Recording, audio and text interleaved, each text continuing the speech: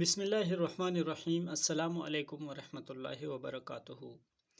پرانے زمانے کی بات ہے کہ ایک شکاری پرندے پکڑ کر بازار میں چند داموں کے عوض فروخت کرتا تھا۔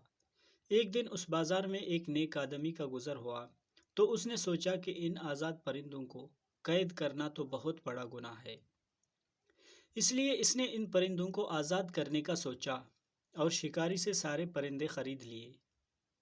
لیکن آزاد کرنے سے پہلے اس نے سوچا کہ یہ شکاری پھر ان پرندوں کو پکڑ کر قید کر لے گا۔ اس لیے وہ سب پرندوں کو گھر لے گیا اور وہاں ان کو چند الفاظ سکھانے شروع کیے کہ ہم سیر کرنے باغ نہیں جائیں گے، اگر باغ گئے تو شاخ پر نہیں بیٹھیں گے، اگر شاخ پر بھی بیٹھ گئے تو جیسے ہی شکاری آئے گا ہم اڑ جائیں گے۔ ایک عرصہ محنت کے بعد وہ نیک دل آدمی اپنی اس محنت میں کامیاب ہوا اور پرندے وہ بولی بولنے لگے۔ نیک دل آدمی بہت خوش ہوا، وہ اپنے مقصد میں کامیاب ہوا۔ اس نے ایک ایک کر کے سارے پرندے آزاد کر دیے۔ اب ہوا یوں کہ دوسرے دن صبح سویرے جب شکاری باغ میں پرندے پکڑنے گیا تو دیکھتا ہے کہ پرندے شاخوں پر بیٹھے گنگنا رہے تھے کہ ہم سیر کرنے باغ نہیں جائیں گے، اگر باغ گئے تو شاخ پر نہیں بیٹھیں گے، اگر شاخ پر بیٹھ گئے تو جیسے ہی شکاری آئے گا ہم اڑ جائیں گے۔ شکاری یہ دیکھ کر بہت خوش ہوا کہ اب تو ان پرندوں کی وہ منہ مانگی قیمت وصول کرے گا۔ یوں اس نے وہ پرندے پکڑ کر مہنگے داموں میں فروخت کر دیے۔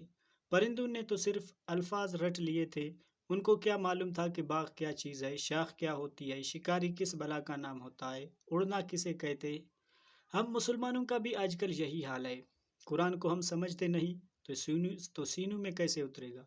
بس رٹے رٹائے الفاظ ہیں جسے ہم نماز پڑھتے ہیں، برکت کے لیے پڑھتے ہیں، مصیبت کے آنے پر اور سفر پر جانے سے پہلے رمضان کے روزوں میں خالص ثواب کی نیت سے ہم ان رٹے ہوئے الفاظ کا ورد کرتے ہیں۔ ان پرندوں کی طرح ہمیں بھی قانون کے اس کتاب کی سمجھ نہیں کہ اللہ تعالیٰ نے اس میں ہم سے کیا مطالبات کیے، کون سے احکامات دیے، کن چیزوں سے روکا ہے، کامیابی کے رموز کیا ہے، خسارے کا راستہ کون سا ہے، ہمارا دوست کون ہے، دشمن کون ہے۔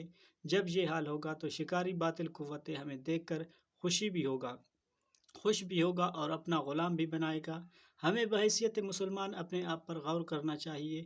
آج ہی سے قرآن مجید کا ترجمہ خود بھی پڑھنا شروع کرے، اپنے بچوں کو بھی پڑھانا لازمی حصہ بنائے۔ جزاک اللہ خیرہ۔